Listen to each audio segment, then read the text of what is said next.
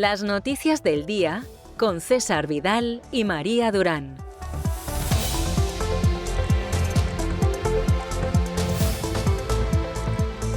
Estamos de regreso después de ese editorial que hemos tenido que dedicar a esa gigantesca mentira, a esa monstruosa falacia, a ese astronómico embuste que pretende justificar el incremento del gasto militar porque crea empleo. Lindsey Graham, uno de los belicistas más desorejados de Washington, efectivamente es algo que repite continuamente, que nos estamos gastando un dinero que no tenemos y que nos estamos endeudando en una deuda que no hay manera de pagar, pero eso sí, se crean puestos de trabajo en las fábricas de armamentos.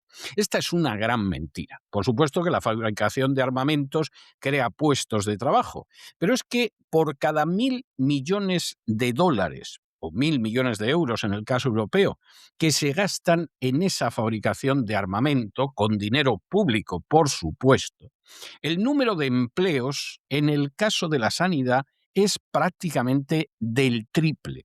En el caso de la educación, prácticamente el cuádruple. Si se quieren crear empleos, la salida no es en absoluto la industria armamentística.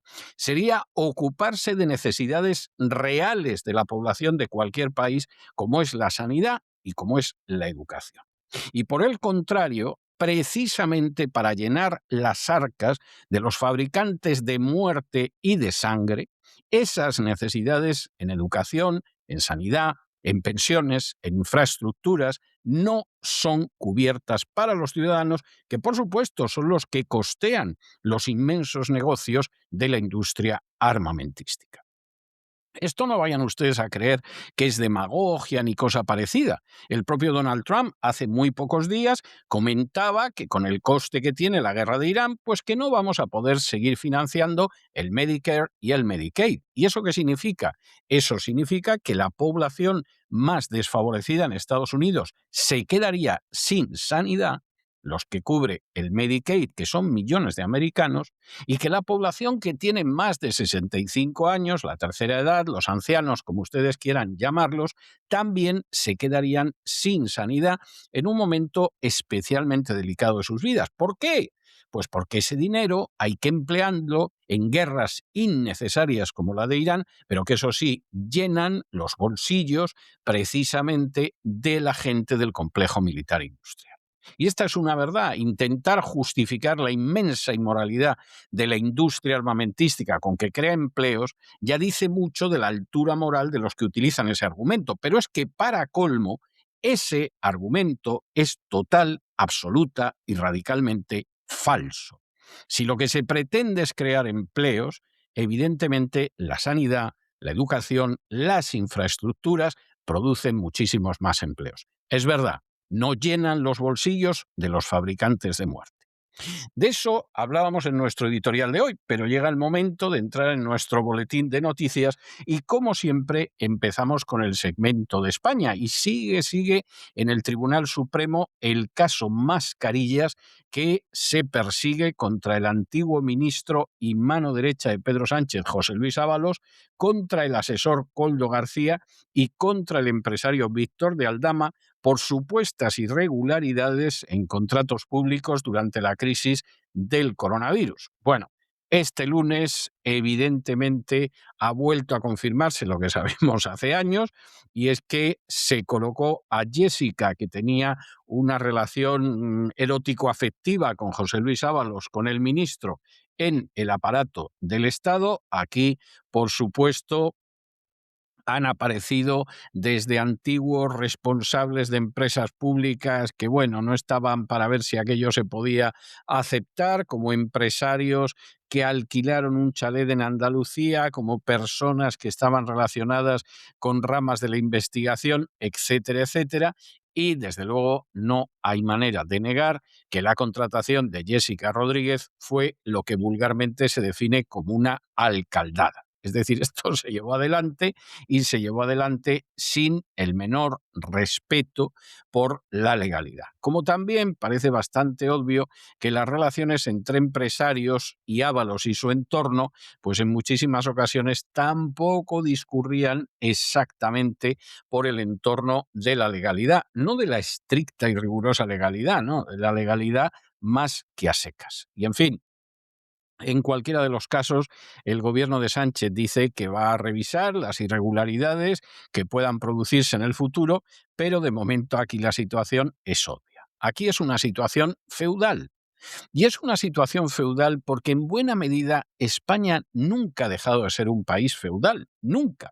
Esto es algo que comienza en la Edad Media y que desde luego llega hasta el día de hoy. Ha habido algún intento histórico por acabar con esa configuración feudal del Estado en España.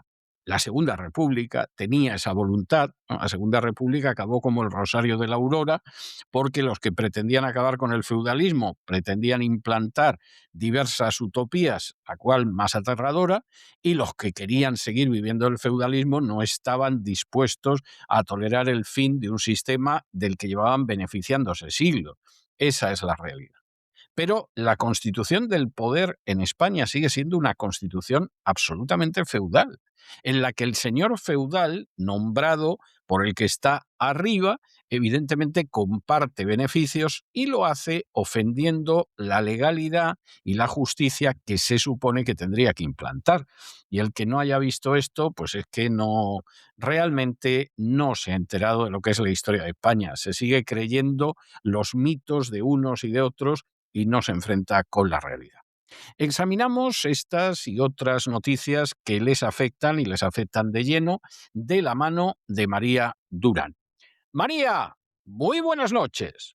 Hola César, feliz lunes para ti, para todos los oyentes, para el resto del equipo. Empezamos una semana más con el juicio de Ábalos, que inaugura su segunda semana de comparecencias en el Tribunal Supremo, donde esta mañana se ha celebrado una nueva sesión del juicio conocido como Caso Mascarillas, en el que están procesados el mencionado exministro de Transportes, José Luis Ábalos, su exasesor Koldo García y el empresario Víctor de Aldama. La jornada ha estado centrada en la declaración de múltiples testigos clave en una sesión que ha sido muy intensa porque han comparecido hasta 8 personas vinculadas directa o indirectamente con la trama. No todos ellos han querido declarar. Entre los 8 comparecientes había responsables de empresas públicas, había empresarios y había personas relacionadas con contratos y gestiones investigadas de la Administración en un proceso que sigue revelando conexiones entre distintos ámbitos de la Administración y el sector privado y no precisamente limpias. Uno de los ejes de la mañana ha sido el funcionamiento interno de la contratación de la prostituta Jessica Rodríguez en la empresa pública INECO. Ha hablado ante el juez la responsable de recursos humanos, que ha confirmado que ese procedimiento no siguió los cauces habituales y que la rapidez del proceso le llamó la atención a ella y también lo hizo dentro de la propia compañía. Además, ha declarado ella misma que la empresa Adif debía ser la encargada de detectar posibles incidencias en el desempeño de la trabajadora, ya que su actividad se desarrollaba bajo su supervisión. También se ha confirmado que Koldo García estuvo presente en momentos clave del proceso, como la firma del contrato y la entrega del material de trabajo, el ordenador famoso que luego le cedió a una amiga porque ella no lo usaba nunca, claro, no trabajaba. Otro de los testigos ha ratificado que el entorno de la contratación de Jessica se realizó en condiciones poco habituales, lo que ha alimentado el interés de la acusación en posibles irregularidades de la cadena de decisiones administrativas. Esta sesión también ha incluido la declaración de empresarios vinculados a distintas operaciones. Uno de ellos ha explicado que alertó en su momento a Ábalos y a su entorno sobre informaciones relacionadas con posibles influencias indebidas en la concesión de licencias en el sector energético, en concreto en torno a la empresa Villafuel, una uno de los focos de otra investigación paralela sobre el fraude en hidrocarburos. Ya empezamos a ver mucho más claras las conexiones entre los casos mascarillas e hidrocarburos. En concreto, se trata de un mensaje de WhatsApp que este empresario envió a José Luis Ábalos, un mensaje que en su día, en enero de 2025, si no me falla la memoria, envió Sayers, a Manuel Sayers, el empresario Manuel Sayers, a Ábalos diciéndole que había otros empresarios que hablaban de las mordidas y que él no lo pensaba hacer así. Esto ha despertado la reacción de los fiscales, que han hecho más preguntas en torno al asunto. Asimismo, ha comparecido otro empresario inmobiliario cercano al entorno del exministro, al que le han preguntado sobre la compra de un chalet en la costa andaluza, el famoso chalet donde Ábalos, en plena pandemia, descansó con Jessica. Según su testimonio, él simplemente hizo unas valoraciones que se le pidieron de cara a que Ábalos lo pudiera comprar, y dice que desaconsejó la operación por motivos económicos y de localización. También ha negado que existiera una relación de amistad personal con Ábalos. Ha dicho que su trato era estrictamente profesional. Sobre un testigo vinculado a operaciones empresariales internacionales, ha negado cualquier participación en reuniones o contactos en Canarias relacionados con supuestos proyectos de depósitos fiscales, desmintiendo así algunas de las acusaciones que se planteaban por parte de los investigadores. Otro ha reconocido haber mantenido vínculos laborales con Coldo, al que dice que recurrió por su capacidad de intermediación y contactos, aunque que este quería abrir un banco en África, aunque ha matizado que su influencia real era mucho menor de la que inicialmente se le atribuía, que lo contrató y luego le dio de baja. A lo largo de la sesión se han reproducido mensajes y conversaciones incorporadas a la causa que apuntan a posibles presiones o advertencias internas sobre adjudicaciones públicas durante la pandemia. El juicio va a continuar esta semana con nuevas declaraciones de responsables de organismos públicos y más empresarios implicados en distintas ramas de la investigación. Esta es una causa que sigue ampliándose y que tiene líneas paralelas en la Audiencia Nacional con el caso hidrocarburos y el Supremo con mascarillas. En paralelo, también continúa generando reacciones. Hoy, del Partido Socialista, los medios han pillado trabajando al ministro de Economía, Carlos Cuerpo, que ha dicho que está siguiendo el proceso del juicio, que lo vive con indignación, y ha dicho que promete que se investigarán todas las posibles irregularidades en la contratación pública, subrayando además, aquí se ha puesto muy campanudo, que se levantarán todas las alfombras, lo que se dice siempre, para esclarecer los hechos. Y por supuesto, mientras el juicio de Ábalos dura, pero no va a durar mucho, el de la causa Kitchen contra la corrupción y el manejo delictivo del Estado por parte del Partido Popular va a durar muchísimo más. Mientras dura el juicio, pues Pedro Sánchez se va de viaje.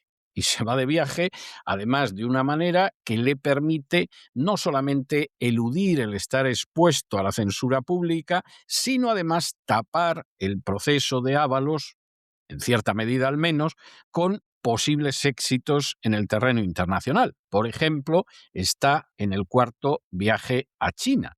Aquí realmente parece obvio que Sánchez está apostando, y no se le puede criticar, es muy sensato, está apostando por ampliar los negocios en China. Puede que efectivamente aquí esté mediando gente poco recomendable, pero bueno, gente menos recomendable ha mediado en otros negocios que benefician menos a España. Y lo cierto es que cuando finalmente vuelva de China, pues va a pasarse por Barcelona y por Chipre. ¿España es que se sale de la OTAN? Le vendría muy bien salirse de la OTAN, pero eso es imposible, y el primero que lo sabe es Pedro Sánchez, que sigue apoyando una guerra criminal en Ucrania, respaldando a un dictador corrupto, liberticida y vendepatrias como es Zelensky. Es decir, ahí no hay nada que hacer. Al mismo tiempo, es obvio que el gobierno de Israel cada vez arremete más contra Pedro Sánchez. ¿A Pedro Sánchez esto le importa? No, a Pedro Sánchez le favorece. Y le favorece sobre todo en un votante joven que está horrorizado de lo que lleva viendo hacer al Estado de Israel en los últimos años, cada lunes, cada martes y así hasta el Shabbat, porque estos no descansan ni siquiera en Shabbat. De manera que Pedro Sánchez se está fortaleciendo enormemente. Y no solo eso, seguramente tendremos ocasión de verlo en un momento determinado con don Lorenzo Ramírez en el Despegamos. Es que encima seguramente va a conseguir que España crezca en este año y en los próximos por delante del crecimiento económico de otros países europeos. Así de claro. Con lo cual, en fin, se puede pensar lo que se quiera. Quien ahora se dirige a ustedes dista muchísimo de tener una opinión mínimamente positiva de Pedro Sánchez, pero que es más inteligente que la oposición, que es más inteligente que sus socios de gobierno y que va a sacar un rédito a todo esto, bueno, es muy difícil, pero muy difícil de negar. ¿Y qué hace Sánchez mientras? Pues mientras se juzga a su ex mano derecha Ábalos y a la ex mano derecha de su ex mano derecha Koldo, él lo que ha hecho ha sido huir a China. Ha viajado al país asiático por cuarta vez en 4 años en un desplazamiento llamativo porque combina agenda oficial con estancia previa de carácter privado junto a su mujer, Begoña Gómez, que se ha podido ir del país porque se niega a entregarle el pasaporte al juez Peinado. Increíble esto, ¿eh? Si lo llegamos a hacer usted o yo.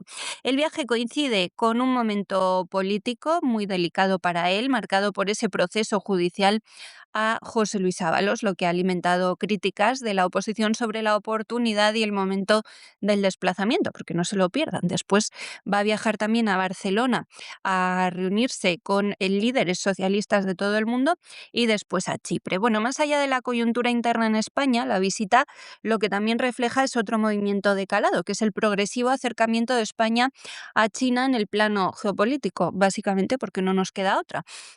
Este giro en política exterior se interpreta como un distanciamiento respecto a los socios tradicionales occidentales, que no tienen respaldo claro en el Parlamento. Se suma así a otras decisiones controvertidas como el cambio de postura sobre el Sáhara de Sánchez, es decir, hemos terminado con todos nuestros aliados tradicionales. El viaje a Pekín viene a consolidar esa relación bilateral que abrió, parece ser, José Luis Rodríguez Zapatero, que es desequilibrada y poco transparente porque lobbies chinos en España están haciendo negocios incluso con las administraciones públicas sin que los españoles podamos acceder a detalles, y la oposición está cuestionando ya el papel de las instituciones españolas con críticas a esa concentración del poder del Ejecutivo y la falta de contrapesos efectivos, por ejemplo con los trabajos que están haciendo empresas tecnológicas chinas, pues para, como decía, administraciones que tienen datos sensibles de todos los españoles. Pero este acercamiento también se enmarca en esa reconfiguración más amplia de alianzas políticas. Sánchez mantiene vínculos con líderes latinoamericanos y foros internacionales de corte progresista, mientras que desde Bruselas, incluso, y también sobre todo Washington, se observa con cautela la posición española.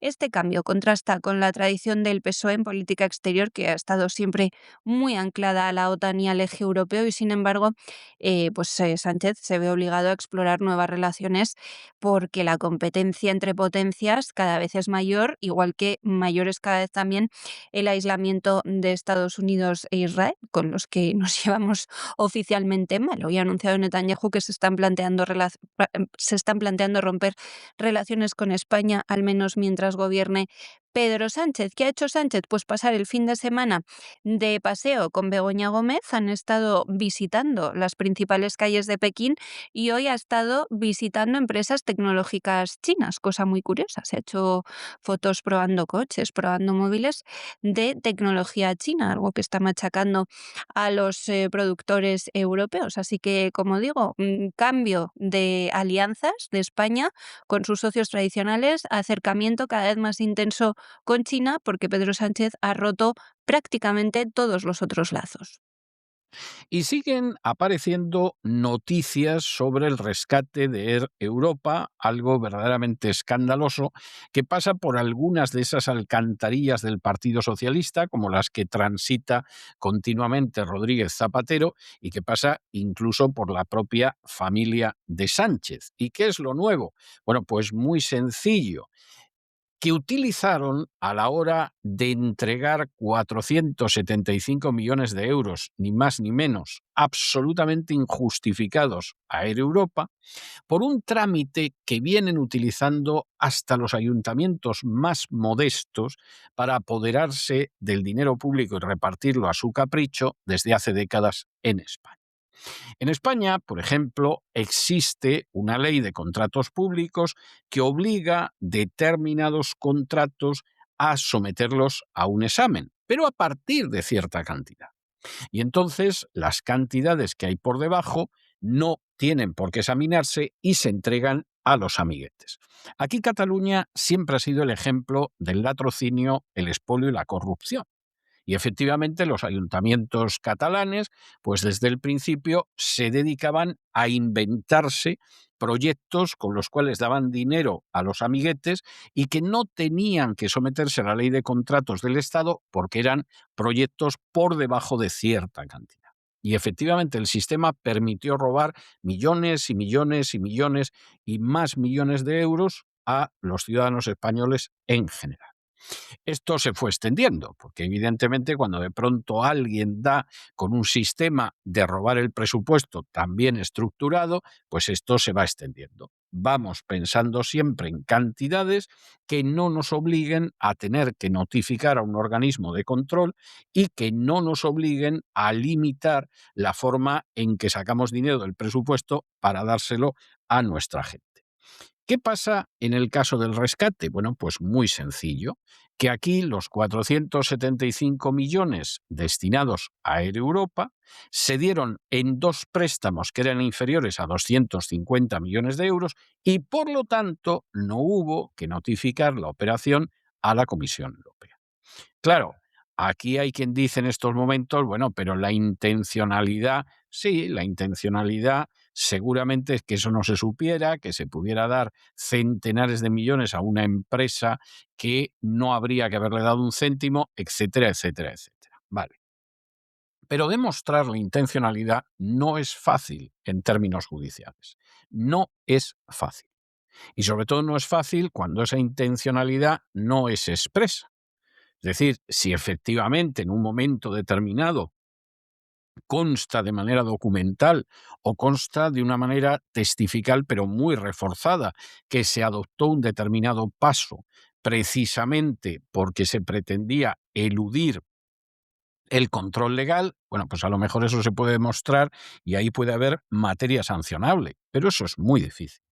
En un momento determinado se decide que se fracciona así, no se sabe a ciencia cierta, aunque parezca muy clara la razón por qué se hizo, y siempre se puede decir, pues mire usted, porque nos venía más cómodo pagar en dos partes, pues no teníamos todo el dinero en ese momento, porque presupuestariamente era más conveniente. No hay manera de demostrar lo contrario, y en cualquiera de los casos, el orden de factores no altera el producto. Es decir, en última instancia, ese dinero que nunca debió salir de las arcas del Estado, vaya, sí salió, y hubo gente, como Rodríguez Zapatero, que cobraron unas comisiones más que notables. La Sociedad Estatal de Participaciones Industriales, la SEPI, que depende del Ministerio de Hacienda, que hasta hace nada dirigía María Jesús Montero, estructuró el rescate de Air Europa en dos pagos separados con un objetivo clave, según ha desvelado hoy el periodista Alejandro Entrambas-Aguas. No era otro que evitar que la operación tuviera que ser revisada por la Comisión Europea. Según la información que hemos conocido este lunes, esta decisión permitió esquivar el control previo de Bruselas, que es obligatorio cuando las ayudas públicas superan determinados umbrales. Este rescate del que hemos hablado aquí largo y tendido, ya saben que se aprobó en noviembre de 2020, en concreto lo hizo el Consejo de Ministros el día 3 de ese mes, en plena pandemia, tuvo un coste total de 475 millones de euros. Sin embargo, en lugar de concederse como una única ayuda, se dividió en dos préstamos, uno participativo de 240 millones y otro ordinario de 235 millones. Ambos importes quedaron justo por debajo del límite de 250 millones de euros que obliga a notificar la operación a las autoridades europeas. ¡Qué casualidad! De este modo, la ayuda quedó bajo supervisión interna del Gobierno sin pasar por el filtro comunitario. Este detalle ha cobrado especial importancia tras la apertura de una investigación judicial en Madrid. Un juzgado ha aceptado iniciar diligencias para analizar si la concesión de estas ayudas se ajustó a la legalidad y ha imputado por presunta prevaricación prevaricación de momento a Bartolomé Lora, que entonces era responsable técnico del Fondo de Rescate y actualmente es vicepresidente de la SEPI, exalto cargo de Montero, por tanto, también. La investigación se centra, entre otras cuestiones, en si el fraccionamiento de la ayuda respondió a criterios técnicos o si se diseñó deliberadamente para eludir controles externos. La diferencia con otros casos refuerza las sospechas. Por ejemplo, en el rescate de la empresa Celsa, que superó los 500 millones de euros, el Gobierno sí notificó la operación a la Comisión Europea, permitiendo así su evaluación. En cambio, en el caso de Europa, una de las mayores ayudas públicas concedidas en la historia, no se siguió ese procedimiento. A esto se suman informaciones de investigaciones paralelas. La OCU ha recogido indicios sobre conversaciones mantenidas en 2020 en las que se hablaba de la urgencia de aprobar el rescate. Según esas conversaciones, el entonces consejero delegado de Europa, Javier Hidalgo, contactó con Begoña Gómez en septiembre para trasladarle la necesidad de acelerar esa operación. Finalmente se hizo tal y como él pedía, porque días después el propio Pedro Sánchez y Ábalos intercambiaron comunicaciones sobre la aerolínea.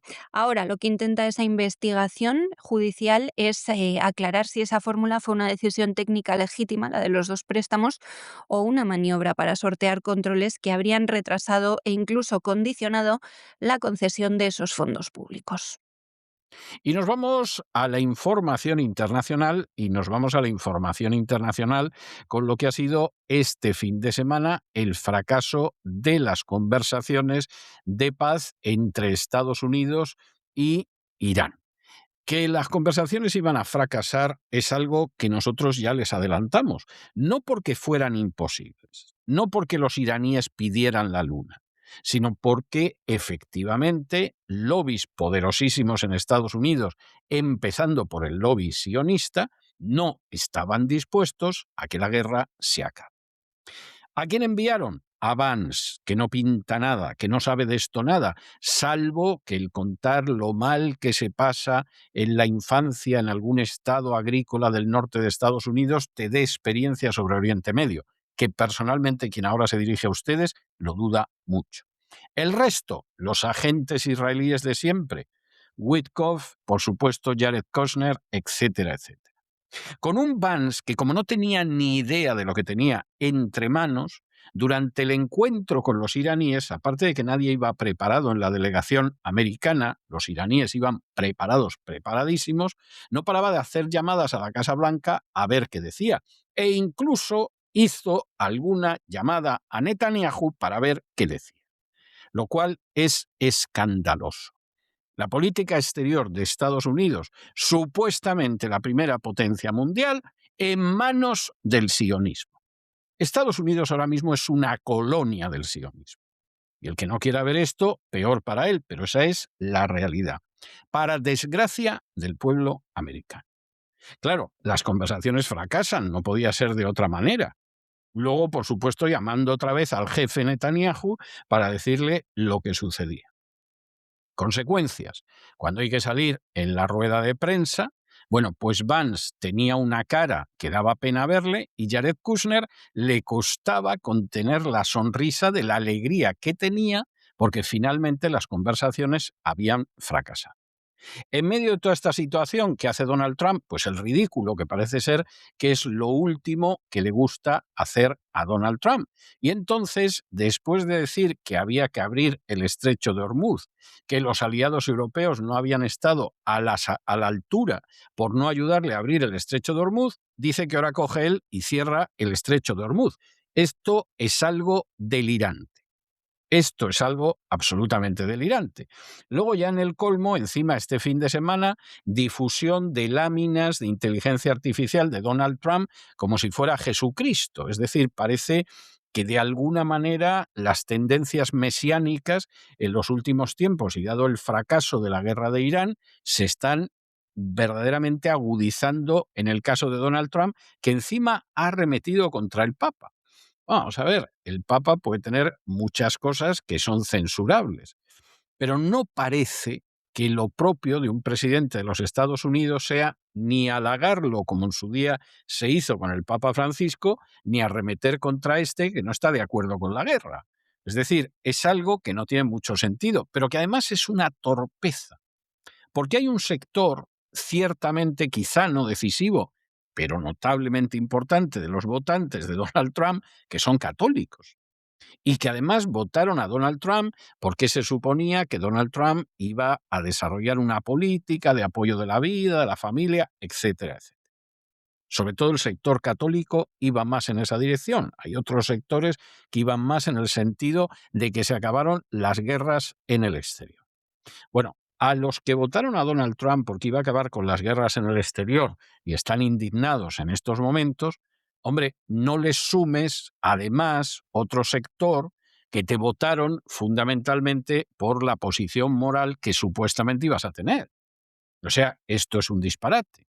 Y mientras tanto, pues en la bolsa sube el petróleo, sube el gas, caen las bolsas y caen las aerolíneas y no sabemos lo que va a suceder. Esto es algo verdaderamente penoso y es verdaderamente lamentable. Pero en esta situación estamos ahora mismo en relación con Oriente Próximo y con Estados Unidos.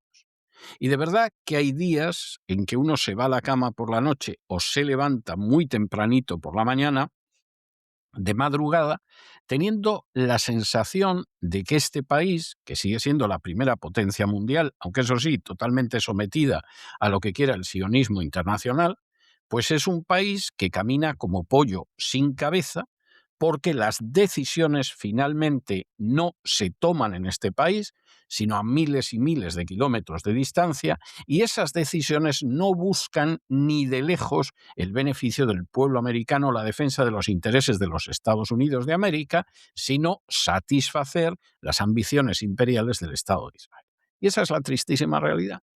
Y que eso además pueda arrastrar ya no solo al Oriente Próximo y a Estados Unidos, sino al conjunto del planeta a una crisis global, pues indica hasta qué punto el sionismo es extremadamente peligroso y se ha convertido en una amenaza para todo el género humano. Eso es así de triste. Por cierto, empezando por los propios judíos.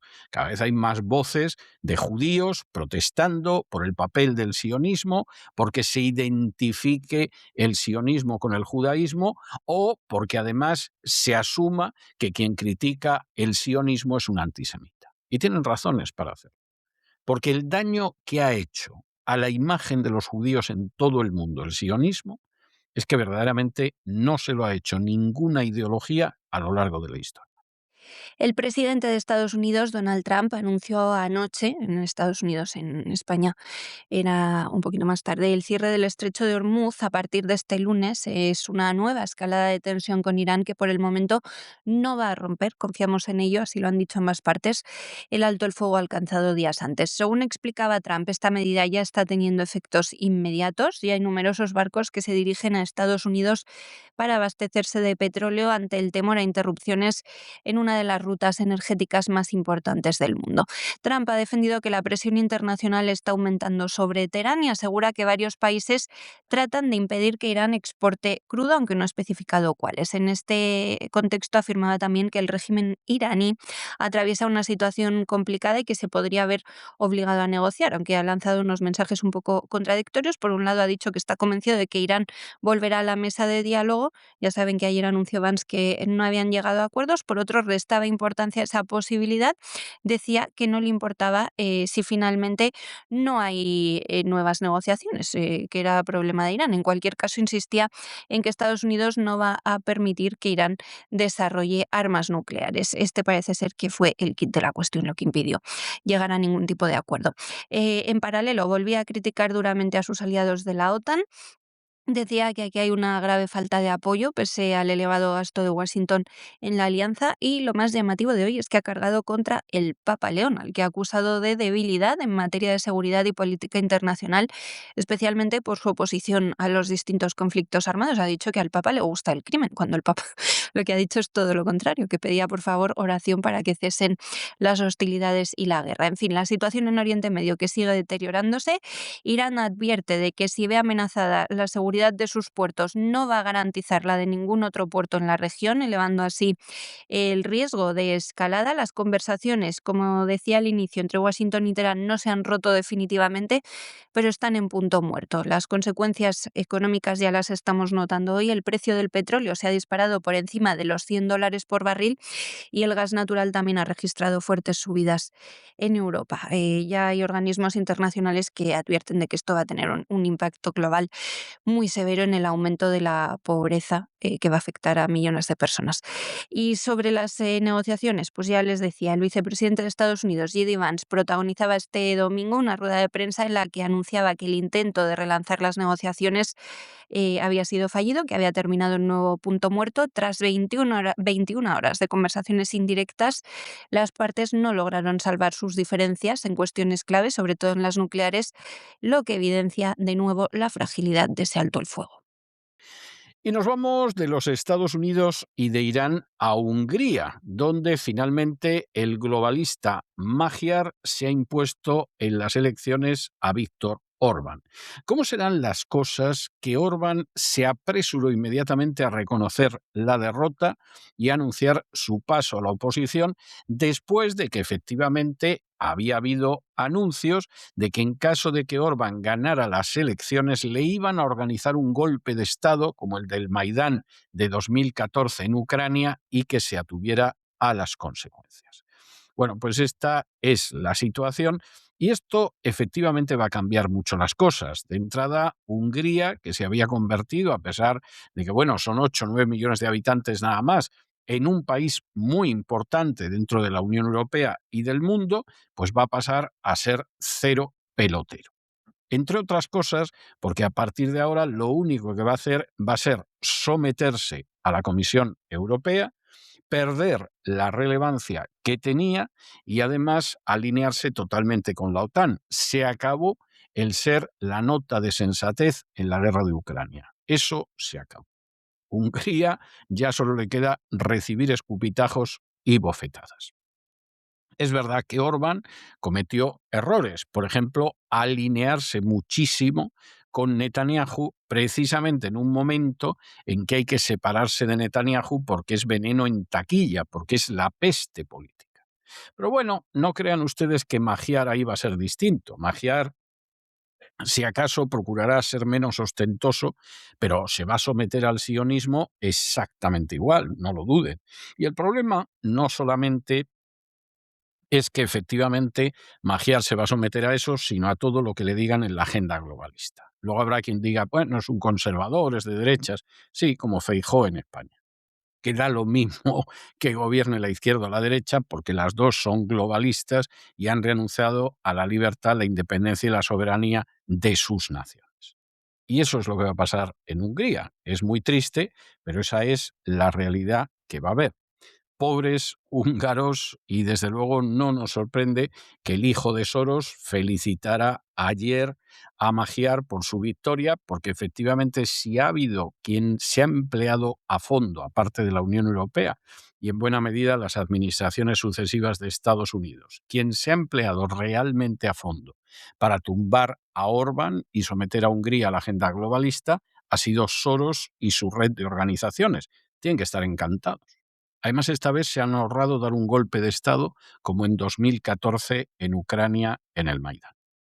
Hungría ha vivido un giro dramático tras las elecciones de este domingo en las que el partido Tisza, liderado por el globalista Péter Magyar, se ha impuesto con claridad al bloque gobernante hasta ahora de Viktor Orbán, ampliamente considerado por sus seguidores como el mayor referente patriota de Europa. Con más del 90% del escrutinio completado hoy por la mañana, falta el voto exterior, Tisza ha obtenido cerca del 54% de los votos frente al 37% de Fidesz, el partido de Orbán, lo que se traduce en una holgada mayoría parlamentaria que va a superar previsiblemente los 2/3 del hemiciclo, porque en Hungría sucede como en Grecia, el partido ganador tiene 50 asientos extra. La magnitud de la victoria no se explica solo por ese resultado global, sino también por el avance de Tista en distritos clave, incluidos algunos tradicionalmente favorables a Orbán, que ganaba en casi todos sitios menos en la capital. A esto se suma una participación histórica que llegó casi al 80%, es la más alta en Hungría desde el fin del comunismo, y esto se interpreta como un voto masivo de castigo contra Orbán. El desgaste del Ejecutivo ha estado marcado por críticas en torno a la gestión económica, acusaciones de corrupción, que es cierto que ha tenido algunos, y tensiones constantes con la Unión Europea. Esto ha facilitado el ascenso de Magyar, que es un antiguo integrante del propio entorno político del primer ministro, todavía primer ministro Orbán. Magyar era el marido de su exministra de Justicia. Finalmente, Orbán reconocía la derrota incluso antes de que se completara el recuento, y ponía así fin a uno de los ciclos políticos más largos del bloque comunitario. La victoria del globalista Magyar ha sido celebrada rápidamente por diversas figuras de izquierdas. Ursula von der Leyen, la primera, expresaba su entusiasmo incluso antes de que cerrase el escrutinio. Destacaba que la Unión se fortalece con este resultado, porque este gobierno va a ser mucho más manejable para la Unión Europea. También Alexander Soros, hijo de George Soros, felicitaba al líder de Tista, afirmaba que el pueblo húngaro ha recuperado su país y decía que rechaza la corrupción y la injerencia extranjera. La suya no, debe ser. Un rato después, Elon Musk respondía a Soros que la organización de Soros se ha apoderado de Hungría. En el ámbito español, tanto el Partido Popular como el PSOE han trasladado su respaldo al cambio político en Hungría. Ambos lo celebraban y lo interpretaban como una oportunidad de reorientar el país hacia posiciones más alineadas con Bruselas. Durante la campaña, Magyar ha centrado su mensaje en la regeneración institucional, con un claro acercamiento a la Unión Europea, planteando las elecciones como una disyuntiva entre reforzar los vínculos con Occidente o mantener la política exterior de Orbán, que ha sido más abierta hacia Rusia. También probablemente le ha perjudicado a Orbán su buena relación con Benjamín Netanyahu. Con esta supermayoría en el Parlamento, Magyar va a tener capacidad para impulsar reformas profundas, va a tener que gobernar, eso sí, sobre un entramado institucional moldeado durante muchos años por Fidesz. Hungría inicia una nueva etapa que va a redefinir su rumbo interno, pero también va a tener consecuencias en el equilibrio de fuerzas dentro de la Unión Europea, tras caer el último bastión del conservadurismo europeo.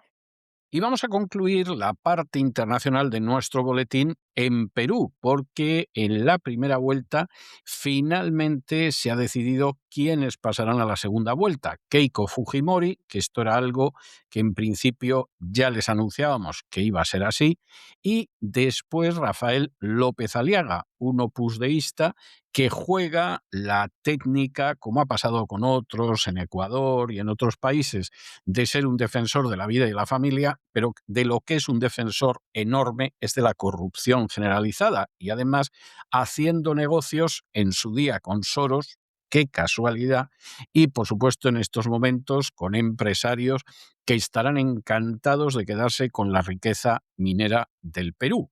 Bueno, vamos a ver, se puede discutir mucho lo que puede hacer Keiko Fujimori, pero desde luego, si quien gana las elecciones en segunda vuelta es López Aliaga, quien ahora se dirige a ustedes no le arrienda las ganancias al Perú.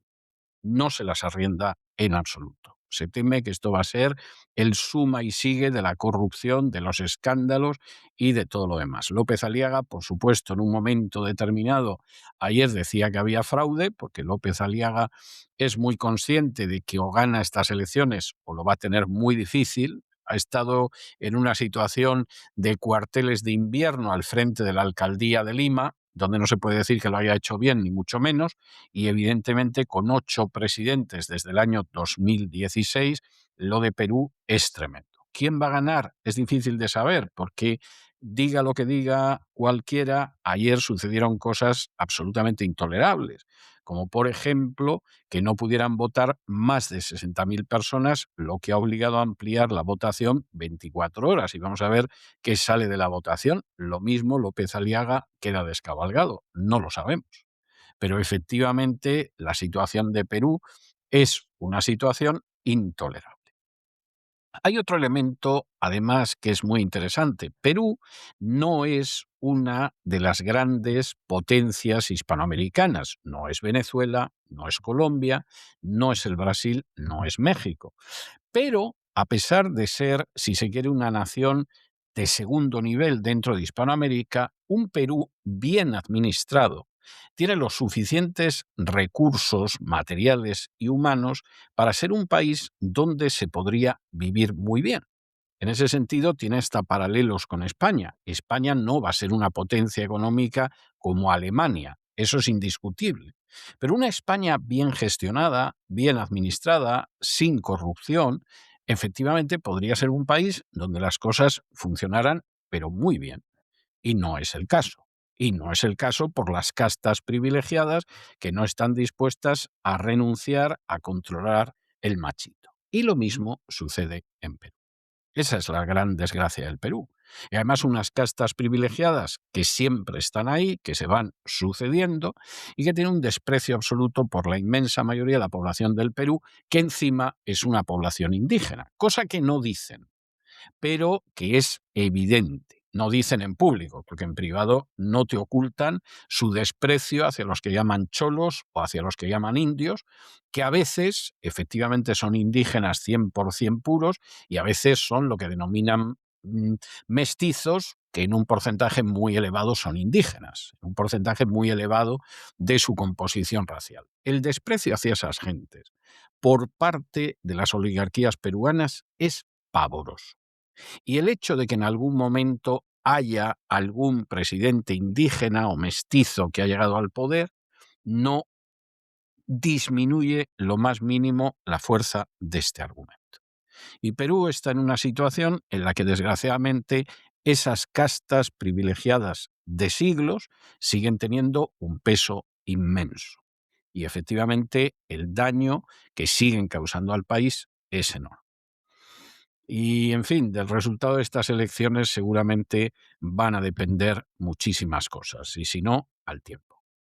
La líder de centroderecha Keiko Fujimori se ha impuesto en la primera vuelta de las elecciones presidenciales en Perú y todo apunta a que va a ser quien dispute la segunda vuelta frente al conservador Rafael López Aliaga, que va a quedar segundo en unos comicios marcados por la polémica, el caos organizativo y una participación que se ha visto alterada por problemas logísticos que no tenían precedentes en el país. La jornada electoral estuvo condicionada por un fallo en la distribución del material electoral, no llegaron papeletas a algunos colegios, por lo que ni siquiera abrieron porque no podían votar. Esto impidió que pudieran llevar a cabo su derecho constitucional al sufragio unos 60.000 ciudadanos, sobre todo en la capital, en Lima, y ante esta situación el Jurado Nacional de Elecciones, el equivalente a nuestra Junta Electoral, tomó una decisión que es inédita también en la historia reciente del país, que ha sido extender la votación durante 24 horas adicionales para esos que se habían visto perjudicados. La medida buscaba garantizar el derecho al sufragio, pero ha generado ya acusaciones de posibles riesgos para la integridad del proceso electoral. López Aliaga, tras conocerse esta decisión, denunciaba incluso públicamente un supuesto fraude electoral, aunque no ha presentado de momento ninguna prueba. Ha señalado directamente a las autoridades electorales. Por su parte, Fujimori pedía prudencia, defendía el derecho de los ciudadanos afectados a poder votar y subrayaba que no debían pagar ellos las consecuencias de los errores del Estado. Con los primeros sondeos, Fujimori aparece como clara favorita para pasar a la segunda vuelta. Esto sería su cuarto intento por alcanzar la presidencia. Nunca lo ha conseguido antes.